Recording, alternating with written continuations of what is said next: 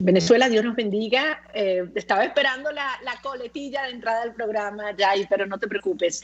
Como todos los martes, es para mí un enorme placer poder compartir con ustedes estos minutos que vuelan a través de esta ventana de libertad que es Radio Caracas Radio. En la dirección general de la estación, Jaime Nestares, en la gerencia de producción, Wilitza Arcaya, y en la producción de nuestro programa, Justo Navarro, Jai Pacheco y Malala Nogales, a quien quiero felicitarla porque Malala se casó este fin de semana. Nuestra querida Malala, todas las felicitaciones para ti y para Luis. Y por supuesto en el control, José Gregorio González. Hoy tenemos un programa particularmente intenso. Voy a tener unos invitados de lujo conversando sobre muchos acontecimientos que se están desarrollando dentro y fuera de Venezuela y que además están íntimamente vinculados. Más adelante vamos a estar hablando con Alexander Campos, director del Centro de Investigaciones Populares, el drama que vive la sociedad venezolana, no solamente por la destrucción de las instituciones, la libertad, la economía y el manejo ahora criminal y genocida que está haciendo el régimen de la pandemia. Insistíamos en estos días, no hay otro caso de otro país en el planeta donde el régimen o el gobierno prohíba la importación de vacunas que se estén ofreciendo para combatir la epidemia, la pandemia del COVID. Este es el de aquí. Estos criminales que no les importa, es más, estimulan el dolor, la pobreza, la miseria, la violencia y la muerte de los venezolanos. Y al final del programa vamos a conversar con Miguel Ángel Borségui, uno de esos jóvenes formándose como futuros líderes y servidores públicos con plena conciencia de lo que significan las ideas de libertad y el horror del socialismo. Pero vamos a arrancar con un gran amigo de Venezuela, aunque boliviano él, nada más y nada menos que Carlos Sánchez Berzaín, abogado y politólogo.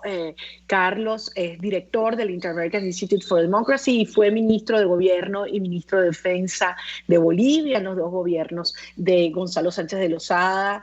Y por supuesto es un gran amigo de la causa venezolana y además una de las voces que, como decimos aquí en criollo, Carlos, no tienes pelos en la lengua. Yo no sé si en Bolivia significa lo mismo, pero aquí significa hablar por la calle del medio, decir las cosas por su nombre y defender la verdad, aunque sea dura. Y es muy duro lo que estamos enfrentando. Este proyecto transcontinental criminal que tú has sistemáticamente advertido y denunciado. Sin embargo, quiero empezar con una noticia que a muchos nos alegró enormemente este fin de semana y que luce como un importante revés para este proyecto criminal y el Foro de Sao Paulo, su fachada pseudopolítica. Y por supuesto me refiero al triunfo de Guillermo Lasso en Ecuador. Yo quisiera tu balance y tu explicación, porque mucha gente dice, pero ya va, si Ecuador ya había avanzado por una ruta autoritaria, entonces resulta que sí pueden haber cambios y salir del Foro de Sao Paulo por una vía electoral. Bienvenido, Carlos. María Corina, muchas gracias. Un saludo afectuoso a ti y a todo Venezuela y a tu importante audiencia en toda la región y el mundo. Ecuador. Ecuador es un ejemplo de lo que se puede hacer en un proceso de transición de la dictadura castrochavista, criminal, narcotraficante, terrorista, todos los epítetos y calificativos reales que corresponden a ese sistema de crimen organizado transnacional que, liderado por Cuba y con Venezuela como plataforma principal, controla hoy día Nicaragua, Bolivia y controló por más de 10 años el Ecuador con Rafael Correa. Transición del sistema dictatorial a la democracia. Ahora, ¿cómo ha sucedido esto en el Ecuador? Ha sucedido por la acción de un presidente que empezó siendo el delfín de Correa. Lenín Moreno llega a la presidencia en medio de una cantidad muy importante de cuestionamientos, incluida su elección, que fue señalada como fraudulenta en la segunda vuelta. Y cuando está en la presidencia, se esperaba que sea el continuismo y la continuidad del sistema dictatorial. Estaba para eso. Y de pronto, Lenín Moreno empieza por investigar casos de corrupción, empieza por devolver la libertad de prensa acabando con la ley Mordaza, que fue uno de los oprobios más grandes del régimen correísta. Calcada de la venezolana, por cierto. Es así de grave, así de mala. Empezó por que ya no hayan presos políticos en el Ecuador, por liberar el sistema de justicia al que le había metido la mano profundamente Correa, aplicando el sistema castrochavista de utilización política de la justicia para encarcelar, perseguir y exiliar. Entonces, empezó a devolver las condiciones de democracia, mandó a la cárcel a su vicepresidente por temas de corrupción, y cuando apareció Correa a pedirle cuentas, porque Correa era el jefe del gobierno, por detrás abrió los casos de corrupción de Correa, que hoy día tiene una sentencia ejecutoriada de 8 años de cárcel y que está prófugo refugiado en Bélgica. ¿Qué ha hecho Lenín Moreno en el Ecuador? Ha hecho algo que no ha hecho ni Bolivia ni Venezuela, que son 2 procesos de transición fracasados.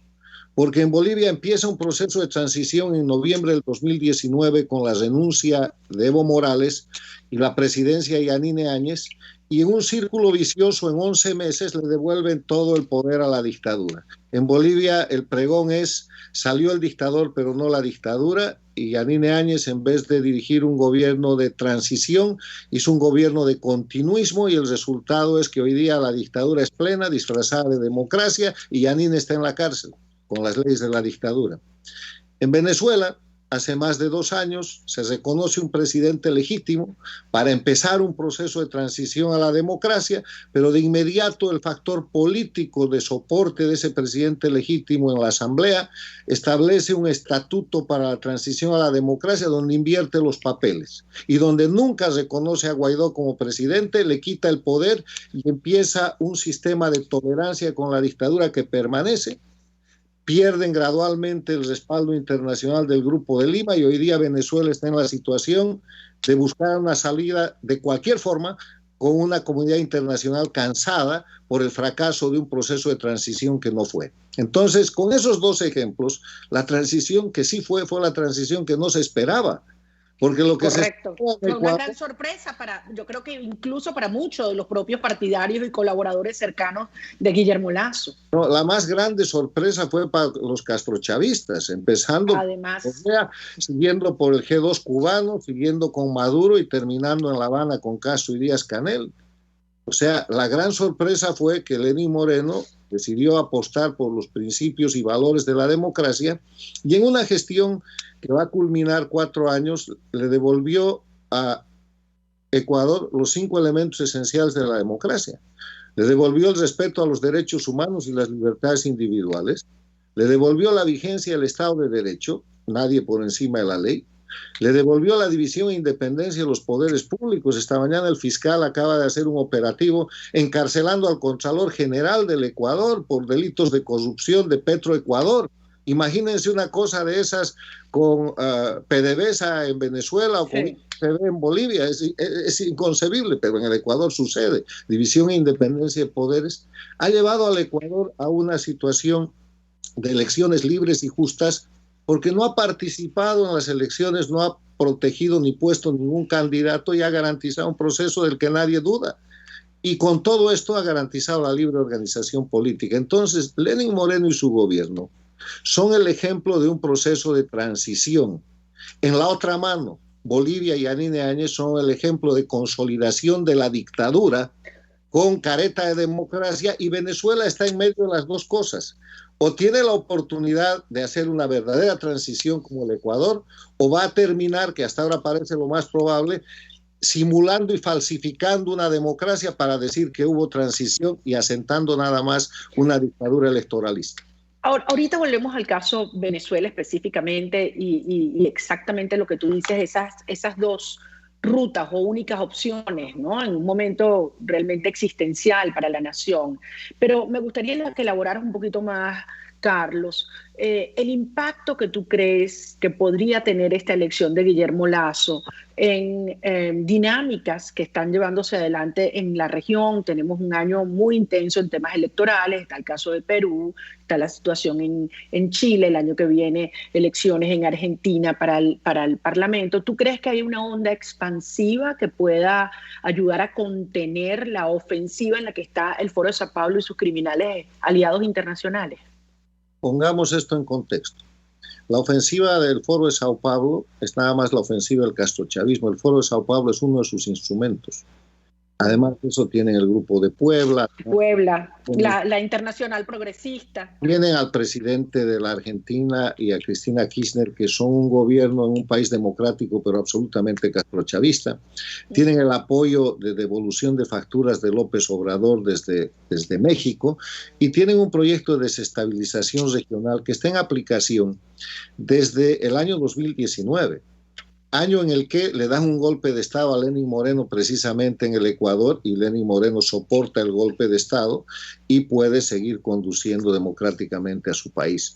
Entonces, lo que acaba de pasar en el Ecuador tiene un impacto extraordinario, primero en el Ecuador, porque más allá de Lasso, que gana la elección, podía haber sido Pérez, podía haber sido Hervás, es la decisión del pueblo ecuatoriano de decidir en una elección que no era ideológica, no era programática. En la elección del Ecuador no hay programa que se dispute. Era una elección entre la dictadura y la democracia. La dictadura representada por el caballo de Troya del castrochavismo, del correísmo, que era Andrés Arauz, que como el caballo de Troya de la Argentina. El caballo de Troya en la Argentina fue Alberto Fernández, y dentro del caballo estaba la impunidad de Cristina Kirchner y el regreso del castrochavismo. En Bolivia el caballo de Troya se llama Luis Arce Catacora, y allá adentro estaba Evo con toda la mafia del castrochavismo y el narcotráfico que ahora controlan Bolivia. El caballo de Troya en el Ecuador era Andrés Arauz con Correa y todo el castrochavismo allá adentro, y el pueblo del Ecuador ha dicho que no. Y este es un triunfo del pueblo del Ecuador, donde el mérito de Lenín Moreno consiste en garantizar la elección libre y limpia con los elementos de la democracia que hemos descrito, y el mérito de Lasso en persistir en una campaña y hacerse de esas representaciones. En condiciones muy adversas. Ahora, tú hablabas del impacto hacia afuera, que es el verdadero proceso de liberación del pueblo ecuatoriano. Exacto. Entonces, ahora lo que viene con Lasso, ¿qué tiene que hacer Lasso? Buen gobierno. No haga lo de Macri, porque Macri llevó a los argentinos a definir en una elección entre el mal gobierno y el crimen organizado, y ganó el crimen organizado. No haga lo de Yanine, donde se quedó con todo el sistema institucional de la dictadura, y después con ese sistema volvió toda la dictadura y la metió a la cárcel. Lasso tiene la gran responsabilidad de continuar el mecanismo de fortalecimiento de la democracia del Ecuador, y además de eso promover bienestar y desarrollo. Cuéntame un poquito rápido para volver al tema de Venezuela, que ya no nos queda tanto tiempo. El impacto que tú ves, insisto, del tema Lasso en procesos como los que se avecinan en Perú, Argentina, Chile, mismo Brasil. Yo prefiero llamar el impacto Ecuador. El impacto Ecuador, más allá del candidato que haya ganado. Claramente. Porque si no vas a caer en la definición de la pelea de derechas e izquierdas, ¿qué es lo que quiere el crimen organizado para disfrazarse de izquierda? Entonces, esto es el Ecuador. Este es el pueblo del Ecuador, que tiene un impacto gigantesco, porque le está mostrando al Perú la definición de cuál es el camino. La elección del Perú va a terminar la segunda vuelta entre el candidato del castrochavismo, que es el maestro, y Keiko Fujimori.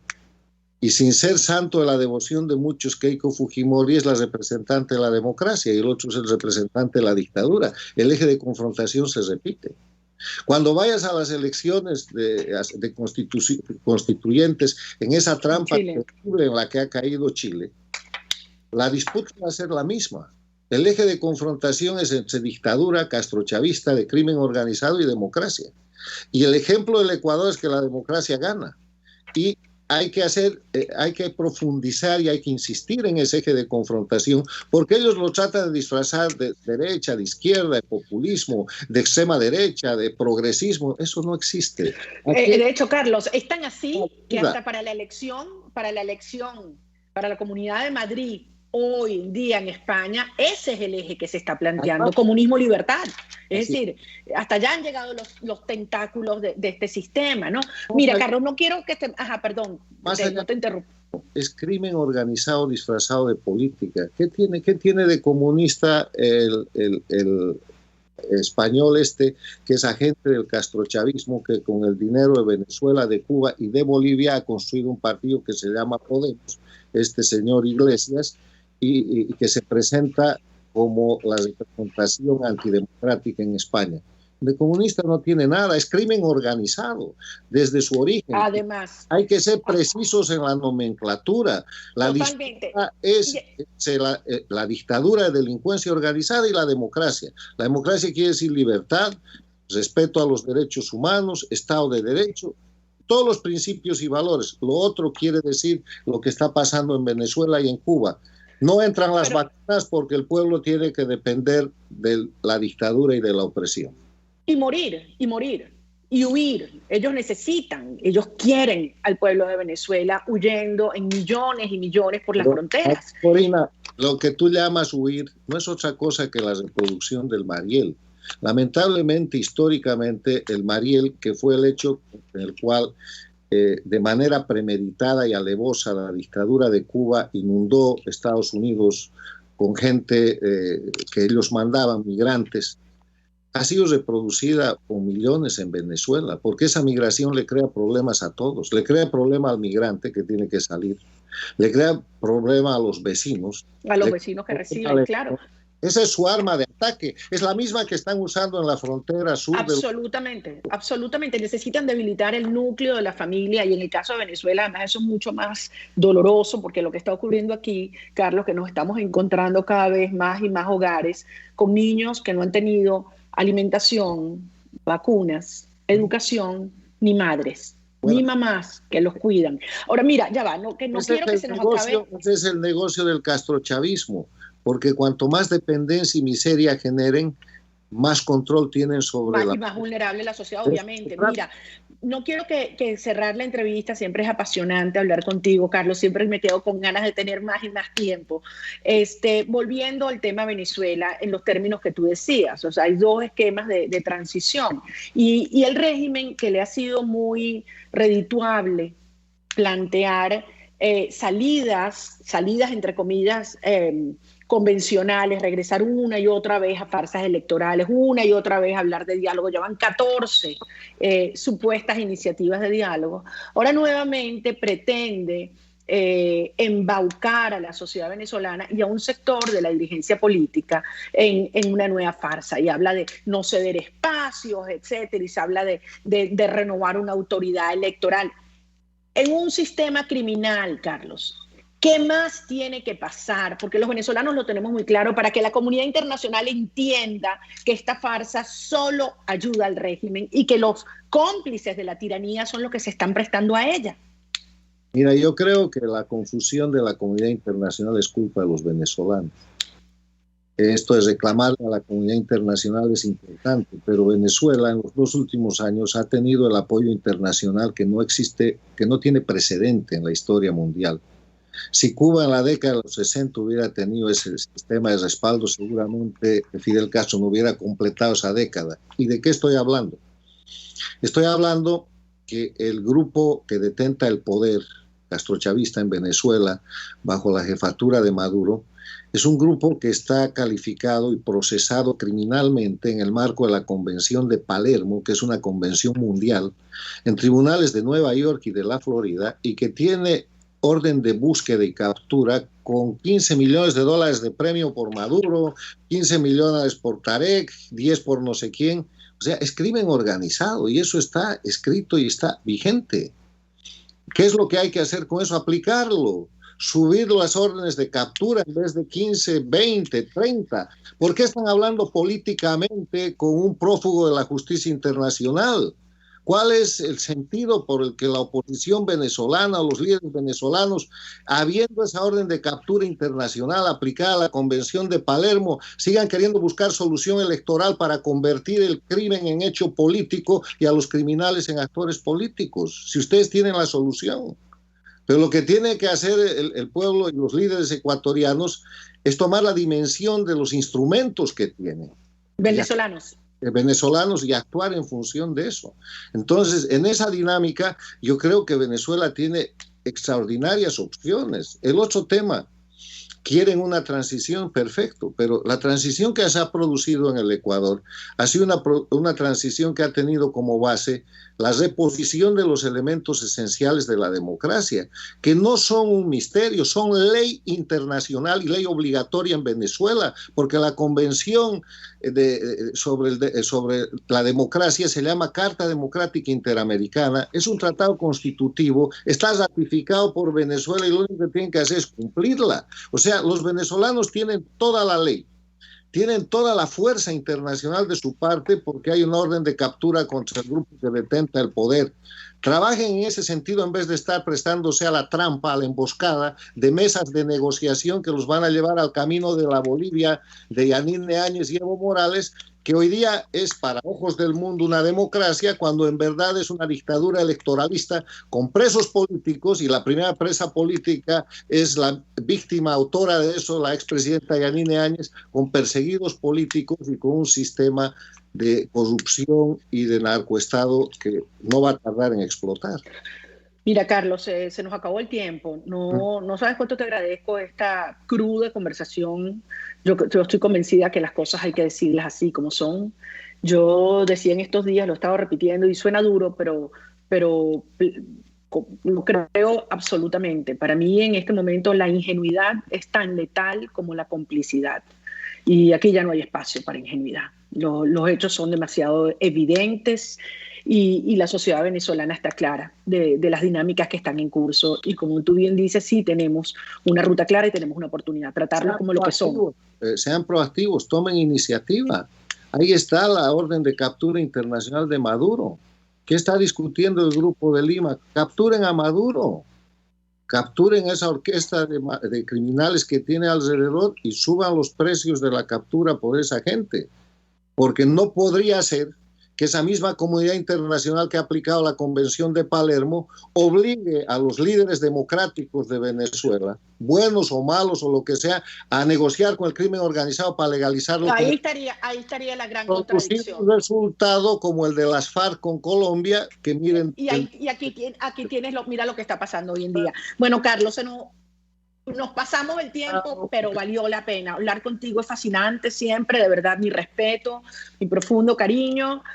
Vamos a continuarla y gracias por tu claridad, tu lucidez y tu cercanía a nuestra lucha. Cuídate muchísimo. Gracias. Un fuerte abrazo, amigo. Era Carlos Sánchez Berzaín, fue ministro de Gobierno, ministro de la Defensa de Bolivia. Él es el director del Inter-American Institute for Democracy en la ciudad en el estado de la Florida. Vamos a una brevísima pausa y al regreso vamos a estar conversando con Alexander Campos.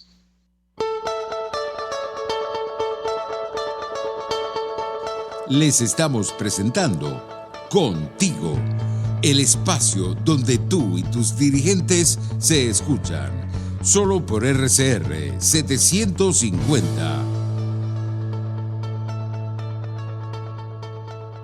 Puedes seguirnos en nuestras redes sociales, en Twitter, @RCR750, la radio que se ve. Mis amigos, quiero hablarles de Bilab Biodiagnóstica, un nuevo laboratorio clínico con un concepto original.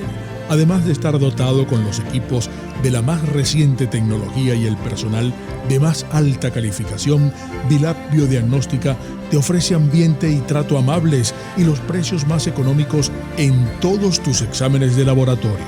Pide tu cita en el 0212-945-5788. Bilab Biodiagnóstica, precisión y confianza en laboratorio clínico. Un espacio que analiza y debate la coyuntura política, económica y social de nuestro país. Acompañe cada mañana a la periodista María Alejandra Trujillo en Palabras más, palabras más, palabras menos. Palabras más, palabras menos.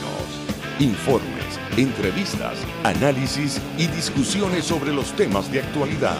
Es lo que más te puedo dar, es lo de siempre. Palabras más, palabras menos. De lunes a viernes, de 7 a 8 de la mañana, por RCN 750 AM.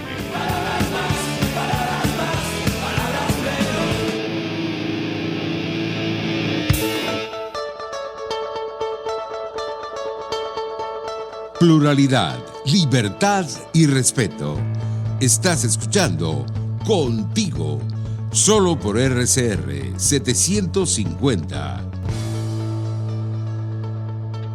Aquí estamos, amigos, de regreso contigo, y hoy en este programa para mí realmente especial por la calidad de nuestros invitados y la profundidad de nuestra conversación. Tenemos de regreso un gran amigo, muy gran amigo, director del Centro de Investigaciones Populares y profesor de la Escuela de Sociología de la Universidad Central de Venezuela, Alexander Campos. ¿Cómo está la jefa? ¿Cómo está Mirna? Hola, ¿cómo te ha ido? ¿Cómo estás tú? Bien, ¿te estás portando bien? ¿Te estás cuidando mucho? Uy, en lo que se pueda, mucho trabajo atrasado. Yo me imagino, Alex, pero estamos felices de verte bien, y lleno de vigor y de energía nuevamente, porque te necesitamos muchísimo.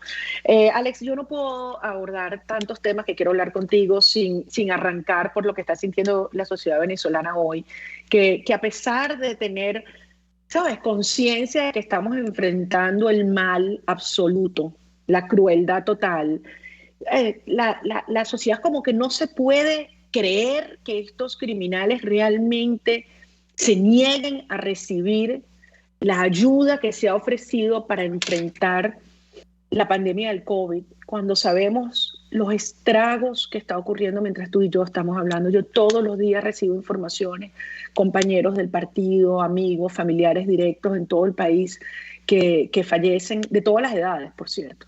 Y estos criminales no tienen un plan real ni tienen la intención de llevarlo adelante.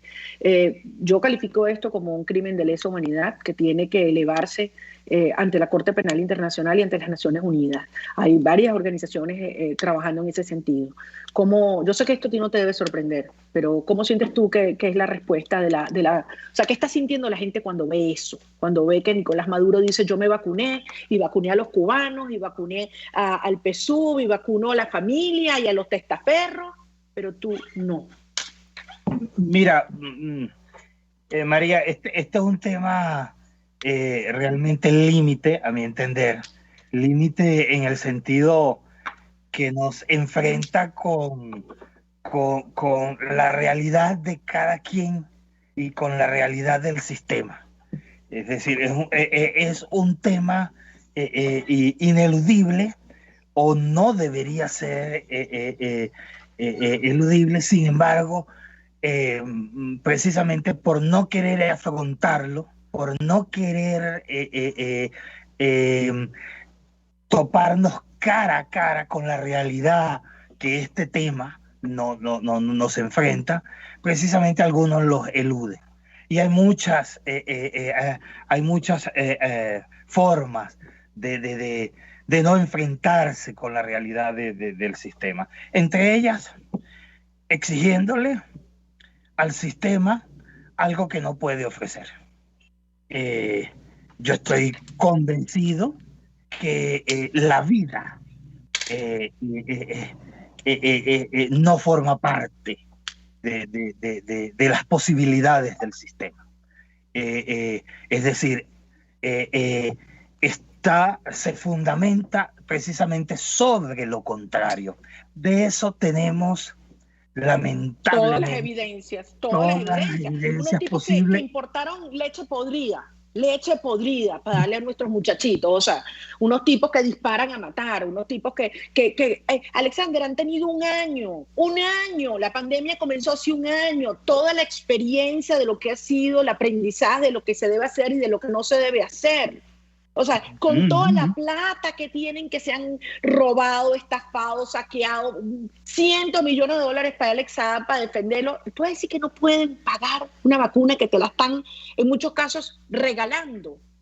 aunque sea pidiéndole a las camarillas de ellos para que cada uno ponga en el pote algo de lo que se ha robado, algo de lo que tiene por allí en algunos de sus alcancías, porque realmente 100 millones, 200 millones para la cantidad que esta gente se ha robado, es una ridiculez, pero como te digo, María, esto nos enfrenta con la realidad, con la realidad del sistema, con las posibilidades del sistema, y no queremos hacerlo. Ojo, pero como tú bien dices, esto no es solamente con un problema de la vacuna, esto sucede con el agua, esto sucede con el gas, esto sucede con la negar moneda, la comida, con la moneda. Estos tipos destruyeron la moneda para que tú te estés muriendo de hambre y no valga nada tu trabajo. Totalmente. Es decir, lo de la vacuna es solamente la reafirmación de una práctica de muerte que ha sido su marca distintiva desde que ellos han aparecido en la política. Querer y pensar que podemos esperar otra cosa tiene distintas respuestas. O ingenuidad podría ser, desesperación, pánico podría ser, connivencia también podría ser. Yo creo que hay de todo un poco. Sin embargo, los que de alguna manera vemos otra cosa, no podemos callar porque seguirle el juego a ellos, es decir, esperar de ellos algo que no pueden dar, significa darle la narrativa a ellos, darle la posibilidad de que dirijan lo que se puede y no se puede decir en política en este país. Y no es verdad, nosotros no podemos dejarnos robar por ellos, no solamente la narrativa, sino la práctica política. Tú puedes ser muy ingenuo, es verdad, pero tú tienes que saber que eso tiene unas consecuencias. Al pedirle al régimen, al seguir sosteniendo que el régimen puede de alguna manera darle a la gente lo que necesita, tú estás abriendo una rendija y alguna posibilidad de que de este mal podemos esperar algo bueno. O sea, ¿tú no crees que el régimen intencionalmente ha ido tratando de crear esa genuina desesperación y demanda por la vacuna, que es lo que el país clama? Es un proyecto, María, es un proyecto. Pero para eso crear no entonces la ilusión de que entonces empiezan a hacer un proceso de vacunación para el cual no tienen la capacidad, es un proceso no solo tremendamente crear la ilusión, María, crear la necesidad, María. Crear la necesidad, juntar nuevos actores, porque ellos saben muy bien que si ellos se convierten, es decir, el régimen se convierte en el que lleva la narrativa sobre la vacuna, la gente no le cree. ¿Qué es lo que hace? Algo típico en teoría del discurso, que significa poner en otro mi discurso, mis intenciones, pero ese otro con autoridad moral. Entonces, en este caso, ¿cuál es la autoridad moral? La Iglesia, las ONG que se han ganado con el esfuerzo de muchos años esa legitimidad, pero que al asumir el discurso del régimen sobre la vacuna, lo que hacen es apropiarse precisamente, legitimar precisamente la necesidad que el régimen ha creado con eso. Entonces, esto es una estrategia clásica de los regímenes totalitarios que se saben ilegítimos, que se saben no escuchados, no representados, que saben que no se les cree, y al saberse no sujetos de autoridad, construyen otros sujetos de autoridad que asume su narrativa. Lamentablemente caemos en el juego porque la sociedad civil puede exigir la vacunación asumiendo otro tipo de narrativa, no culpabilizándonos a nosotros mismos, a los actores políticos que hemos luchado constantemente porque no haya llegado. Es decir, según la narrativa precisamente de lamentable de un gran sector, resulta ser que hoy el país está en materia de salud por haber defendido legítimamente la libertad que por tantos años hemos hecho. Pero entonces, yo creo que la gente no se come ese cuento, Alex. Yo creo que a estas alturas habrán algunos que se presten a esa narrativa por las razones que tú antes describiste. Yo lo decía antes con la entrevista con Carlos Sánchez Berzaín, y tú me has oído decirlo, yo ya no creo en nada de ingenuidad, mi querido Alexander. Yo creo que hay demasiada evidencia y demasiado dolor y demasiado muertos en Venezuela para que todavía exista algún grado de darle beneficio de la duda a unos criminales. O sea, nosotros no estamos enfrentando políticos, son criminales. Ellos están haciendo lo que han demostrado estar dispuestos a hacer toda la vida. Ahora, hay una realidad, la gente está desesperada. La gente dice, si no me vacuno me muero, se mueren mis padres, mis hijos. O sea, los venezolanos que están afuera tienen el alma en un vilo, porque pensando lo que está ocurriendo aquí, como esto se ha ido totalmente fuera de control. Entonces, tampoco es suficiente decirle a los venezolanos, bueno, mira, aquí no hay nada que hacer. O sea, el régimen no lo va a hacer, nos cruzamos de brazos. No, hay que crear la fuerza interna para elevar el costo político a tal nivel que el régimen tenga que aceptar el apoyo de afuera. Pero bueno, María, el gran problema no solamente es que se instale el discurso del régimen.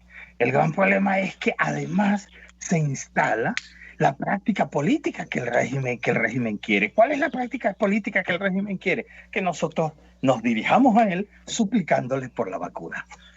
Y nosotros mismos nos inhabilitemos políticamente, cuando esto puede ser una gran oportunidad para que el país, desde distintas plataformas, desde distintos sitios y desde distintos lugares, podamos ejercer nuestro derecho político a reclamar lo que nos pertenece y lo que nosotros no tenemos que estar rogándole y pidiéndole a nadie que nos lo dé, porque es nuestro legítimo derecho.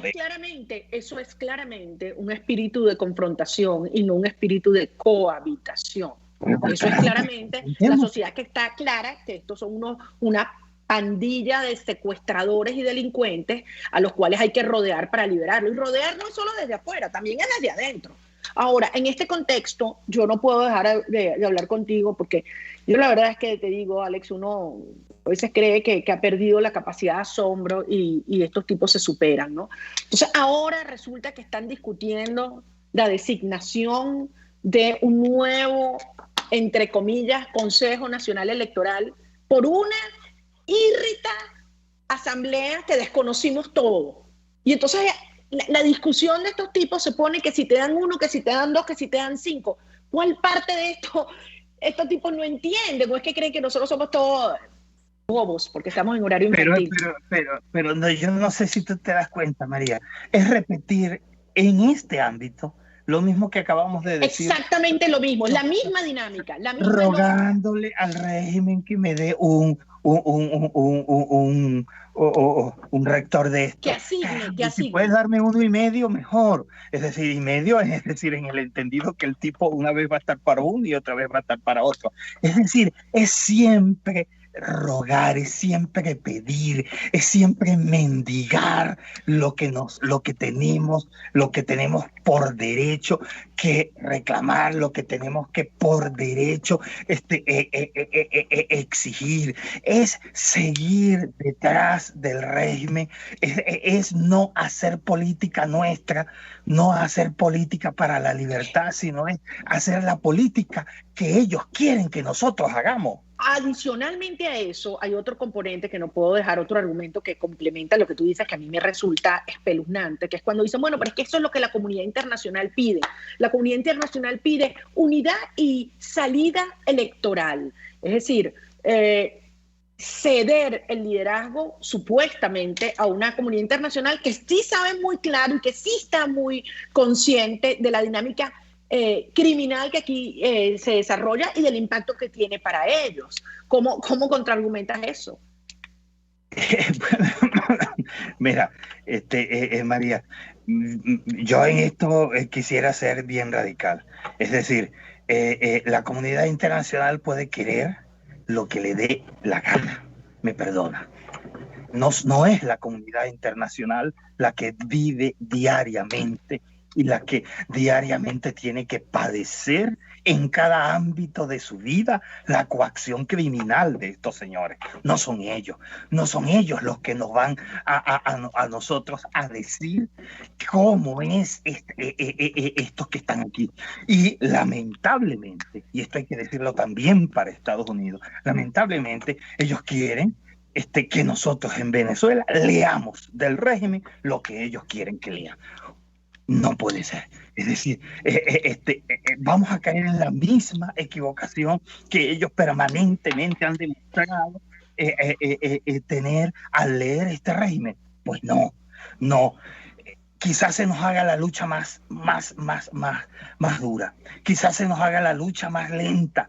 Quizás. Pero lamentablemente aquí también tenemos que enfrentarnos a una visión a veces ingenua, muchas veces interesada, pero que es una visión que nos retrasa no solamente en el entendimiento del régimen, sino en la práctica política que nosotros debemos hacer así. Basta que lamentablemente que desde fuera nos indiquen qué es lo que tenemos que hacer. Basta que sea esto Estados Unidos sea esto Estados Unidos o sean esto la Comunidad Europea. No, porque ellos tengan el dinero, no porque ellos tengan la fuerza. Nosotros debemos digamos, aceptar el ejercicio de una política que sabemos equivocada. Pues lo lamento porque tendremos que ir en contra de la corriente. Pero ¿cuántas equivocaciones más van a tener que tener los Estados Unidos para convencerse que su lectura de este régimen y de lo que hay que hacer ha estado equivocado? ¿Cuántas veces, cuántas equivocaciones van a tener? Y no solamente no reconocen, reinciden, no solamente en la estrategia, sino en los actores. Por favor, es decir, están al igual que el régimen, van a seguir jugando con nosotros. ¿Cuándo nos van a escuchar? ¿Cuándo van de verdad a abrir una tribuna en la cual los diversos actores podamos decirle cuál es nuestra lectura? ¿Van a seguir teniendo la lectura de 4 y 5 sujetos que están todos alineados con una sola visión? Por lo menos abran a otros actores que tengan otras visiones distintas y confronten y vean algo distinto. No puede ser que porque tengan eso, los recursos, porque tengan la fuerza, nosotros debemos además aceptar unas lecturas equivocadas. No, señor, yo lo lamento.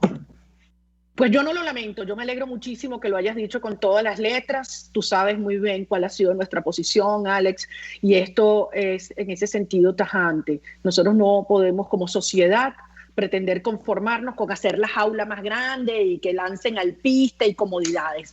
Esta nación es lo que es, porque desde sus padres fundadores nos propusimos hacerla libre, soberana y digna, con dignidad. Y vaya que hemos dado evidencia de ellos en estos 22 años de lucha. Así que yo comparto cada una de las palabras que dijiste. Aquí no hay términos medios, aquí hay una salida total, un desmontaje total del sistema de mafias y de corrupción, y no vamos a aceptar migajas para que queden más cómodos aquellos que supuestamente negocian y nos representan con asignaciones que no tienen valor alguno mientras la sociedad venezolana sigue muriendo, porque al final los errores políticos, la debilidad, la confusión y la ingenuidad en un contexto de una guerra como la que nos ha declarado el régimen, la pagan los ciudadanos con sus vidas. Así que te lo agradezco muchísimo, Alexander. Gracias, María. Mucha fuerza, cuídate mucho, espero poder abrazarte pronto. Un abrazo grande a Mirla, a los muchachos, y nos vemos muy, muy pronto. Gracias. Nos vemos, María. Muchas gracias por la invitación. No, gracias a ti. Increíble esta conversación, la claridad de lo planteado por Alexander, y además se complementa con lo que antes conversábamos con Carlos Sánchez Berzaín. Vamos a una brevísima pausa, porque yo quiero terminar esta conversación, y es la otra cara, con un joven venezolano que está dedicando su vida no solamente a formarse, a preparar, a ayudar a su familia, a echar para adelante, pero también a desde la política servir a todos los ciudadanos en esta causa por la libertad. Al regreso vamos a estar hablando con Miguel Ángel Borségui. Ya volvemos contigo. Les estamos presentando Contigo, porque nos preocupan las mismas cosas. Solo por RCR 750.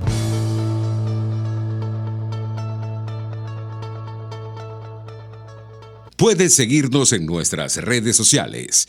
En Twitter, @RCR750, la radio que se ve. En Arnamar contamos con una muy extensa gama de productos cosméticos de primerísima calidad para el cuidado personal de toda la familia.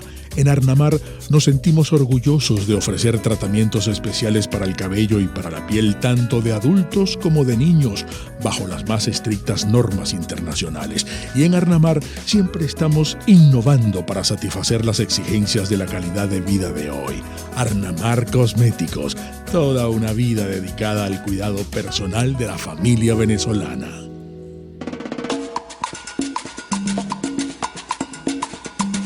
Fuerza que nos activa, fuerza que une a un país que quiere cambio. Mi nombre es Chuo Torrealba y estoy contigo desde las 5:30 de la mañana para que te enteres de todo lo que acontece dentro y fuera de un país en crisis, un país que quiere cambio y libertad. Unidad, la fuerza es la unión, de lunes a viernes desde las 5:30 de la mañana con Chuo Torrealba, solo por RCR, porque lo bueno une. En este espacio nos encargaremos de llegar al conocimiento mediante la observación de la posición de los astros y las características comunes de muchas personas con fechas de nacimiento. Esa energía también nos involucra a cada uno de los signos. Guía Astrológica. Descubra la relación de los astros con los rasgos de la personalidad, con los sucesos importantes de su vida y con sus características físicas. También van a buscar nuevas formas de crecer, contactarse con el arte, con la belleza. Guía Astrológica, todos los sábados, a partir de las 3 de la tarde, por RCR 750 AM. Ellos sí que no saben nada. Y así nos va. El espacio donde se tocan los temas más candentes de interés político y nacional. Y así nos va. En este programa, la picardía y el humor inteligente son los protagonistas. Pura cabilla. Lara y Hernández descosen y revelan los secretos más oscuros del acontecer político. Y así nos va. De lunes a viernes a las 4 de la tarde. Por RCR 750 AM. Hola, les saluda Mónica Popo y los invito a acompañarnos a Diafragma 5.6 Radio, la fotografía que tú escuchas, el único programa de radio dedicado para la fotografía y los fotógrafos. Diafragma 5.6 Radio, todos los sábados a las 11 de la mañana, por RCR, la radio que se ve.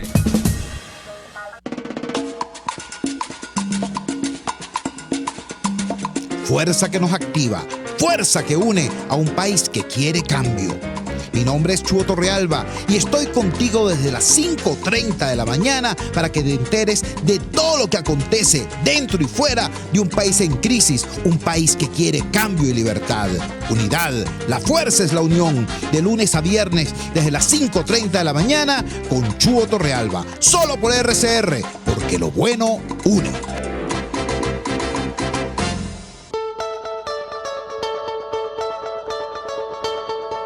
les estamos presentando Contigo, el espacio donde tú y tus dirigentes se escuchan, solo por RCR 750. Aquí estamos, amigos, de regreso contigo, y esta es la parte de la entrevista que a mí siempre me emociona cada semana, porque es conversar con uno de los jóvenes líderes venezolanos preparándose y formándose para servir a su país. Y hoy voy a conversar con Miguel Ángel Borségui. Él es estudiante de Ingeniería Electrónica en la Universidad Simón Bolívar y además coordinador de comunicaciones de Mente Joven. Uy, me quedé yo sin voz, habla tú. Mira, Miguel Ángel, vaya periodo difícil que les ha tocado a los muchachos, a ustedes de tu generación, y además en esta lucha contra la tiranía.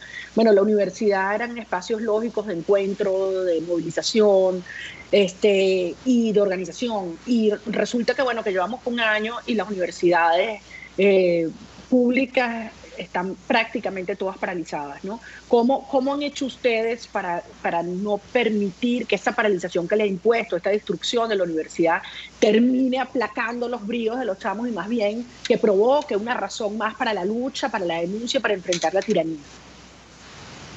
Bueno, María, muchísimas gracias por el espacio. Sin duda alguna, yo creo que justamente desde esa perspectiva la universidad no se ha detenido. Yo creo que el ser universitario va mucho más allá, va de la mano justamente con crecer y con crear espacios que nos permitan a nosotros seguir luchando a pesar de las vicisitudes, ¿no? Y ahí es donde entra el plano del activismo 2.0 y justamente lo que nosotros entendemos más allá de las redes sociales, sino el crear un contexto y un contenido que nos genere a nosotros como estudiantes y por supuesto como jóvenes y generación, poder llegar no solamente a esa misma comunidad estudiantil que hoy se ve representada en unos estudiantes que tienen que ver a través de una pantalla, pero que también sigue viendo la misma realidad que tienen cada uno de esos jóvenes que siguen luchando por estudiar, que siguen luchando por mantenerse en la universidad y que siguen luchando por mantenerse en el país. Yo creo que no es para nadie un secreto que más del 60% de la diáspora son personas menores a 35 años y que por supuesto como jóvenes nos debemos ver identificados en una lucha para poder seguir en el país. Mira, hablando en este programa con los invitados anteriores, es comprensible que los errores reiterados de la dirección política llamada opositora haya generado una gran desconfianza, sobre todo en los muchachos más jóvenes, en la gente más joven, los venezolanos más jóvenes. ¿Cómo contrarrestar esa justificada distanciamiento, ese distanciamiento con la política por falta de credibilidad de mucha gente que se siente engañada y traicionada una y otra vez? Bueno, yo creo que ¿cómo lo hacen? Sí, por supuesto. Es una gran realidad que vemos y afrontamos. Yo creo que un hecho de desmovilización a nivel general, no solamente de las universidades, sino la mayoría de las juventudes con respecto a la política va de la mano a lo que tú mencionas justamente, al desencanto que existe por parte de una dirigencia y por supuesto esa desconexión con la juventud. Pero ¿cómo lo podemos contrarrestar? Sencillamente es un hecho de ir desmitificando la política, de que nosotros mismos inculquemos en nuestros compañeros, en nuestra generación, qué es lo que debemos seguir haciendo y qué es lo que debemos rescatar. Porque la política la han hecho corrupta las personas que están dentro de eso y que se hacen pasar por corruptos, porque los hemos visto, porque son criminales y lo han demostrado en reiteradas oportunidades. Entonces, ¿cómo nosotros como jóvenes realmente podemos retomar ese impulso? Construyendo equipos, haciendo activismo y por supuesto generando nuevos cambios que no solamente desmitifiquen la política, sino que también nos incluyan a nosotros en ese proceso de toma de decisiones que es tan importante para como uno joven dentro de esta generación, poder formar parte de esa nueva visión política de país que es tan importante y tan necesaria. Y yo creo que justamente en Vente Venezuela lo hemos recalcado muchísimo, el hecho de involucrar a lo que es la parte de Vente Joven en cada uno de los proyectos y en cada una de las coordinaciones que se desarrollan y que por supuesto tienen vida dentro de este partido. Mira, en un país donde el socialismo ha tenido tantas décadas casi de adoctrinamiento, donde todos los partidos eran socialistas, donde, oye, se fajaron para entrar no solamente en las universidades, también en el magisterio, y donde solamente conocíamos eso, ¿no? Durante muchísimas generaciones, un Estado dueño de todo y la gente mendigando y mucha gente tratando de luchar, pero lleno de obstáculos, ¿no? Resulta que de la noche a la mañana el país comienza a descubrirse liberal. Cuéntame cómo en tu generación sientes la respuesta de quienes tú les planteas por la calle del medio que no queremos vivir de nada regalado, sino de lo que tú te ganas con tu propio esfuerzo, y donde la excelencia y la meritocracia son los hilos conductores de un diseño institucional que estimula eso, ¿no? Esforzarte, superarte, que todo el mundo pueda ir para arriba sobre la base del trabajo y su talento y sus capacidades. Bueno, sin duda alguna, María, yo creo que hemos descubierto en esta generación que somos liberales y no lo sabíamos. Eso es una de las primeras premisas que de verdad podemos notar en una generación en la cual el trabajo y el producto de todo eso es tan satisfactorio como ir con tus amigos a cualquier sitio o algún centro comercial y poder decir, mira, yo me gané esto con el producto de mi esfuerzo. Y eso es tan satisfactorio que realmente lo hemos descubierto poco a poco. Ha sido un proceso realmente duro y difícil poder no solamente sacar desde las entrañas del socialismo a una Venezuela tan complicada que desde 1998 y que lamentablemente nosotros no hemos podido conocer ningún tipo de digamos, gobierno diferente o proyecto y modelo distinto, y lamentablemente nos ha conducido a ver una Venezuela muy distinta. Eso no ha sido impedimento, sin duda alguna, para poder lograr no solamente implementar estas bases del liberalismo que se han venido desarrollando yo creo, de una manera espontánea, incluso dentro de una generación que realmente no ha conocido ni la libertad ni la democracia, y que por supuesto al verse rodeado de tantos escenarios ha podido desarrollar este criterio. Yo creo que algo importante que está sucediendo en la región es un escenario democrático, lo que sucedía en Ecuador. Yo creo que hasta a mí me da envidia el hecho de decir que quisiera votar, pero que realmente que mi voto elija. Y eso es una de las realidades que debemos buscar también, que no solamente la libertad de expresión, que no solamente la libertad para poder expresar un derecho del voto, sino también en cada uno de estos aspectos, tanto económico como educativo, se pueda desarrollar. Mira, me queda medio minuto, un minutico, pero no quiero dejar de hacerte una pregunta más personal sobre no sé tú, pero yo y mi generación creo que crecimos teniendo mucho rechazo hacia la política y los políticos. Y yo decía, eso es lo último que haré en mi vida, ¿no? Y quería saber si en tu caso, a esa edad o más chiquito, ¿alguna vez te imaginaste tomando la decisión de decir, ¿sabes cómo es la cosa? Me voy a preparar porque yo voy a servir este país y voy a hacer una política distinta. ¿Y qué te dieron tus panas? ¿Qué te dicen tus mamás, tu familia? Bueno, mira, María, yo creo que eso es una decisión difícil y a ti te ha pasado con tu familia y yo creo que nos pasa a todos en casa. El hecho de decir, mira, vamos a hacer las cosas diferentes, vamos a apostar por este país, y no solamente vamos a apostar por esto, sino crecer para hacer un país distinto.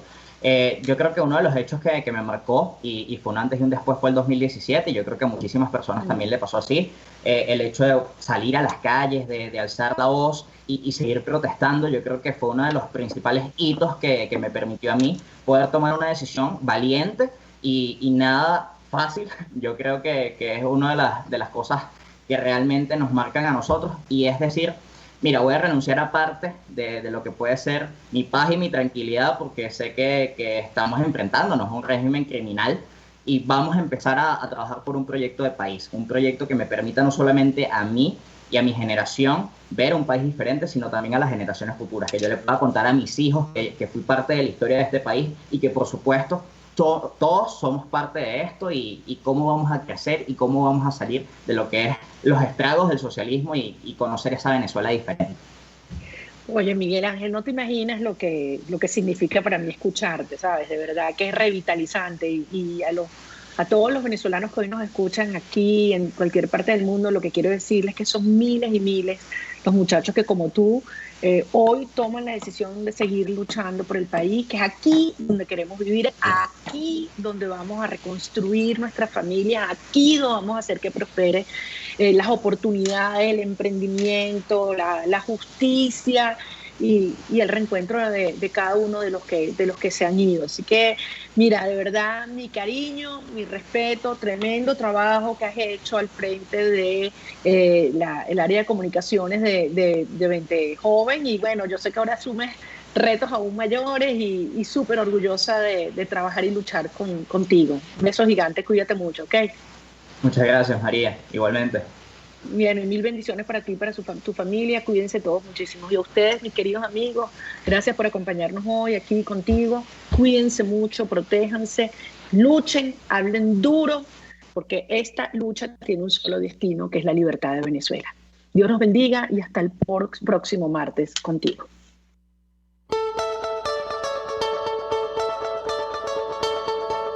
RCR presentó Contigo, donde la pluralidad de pensamiento confluye. Solo por RCR 750.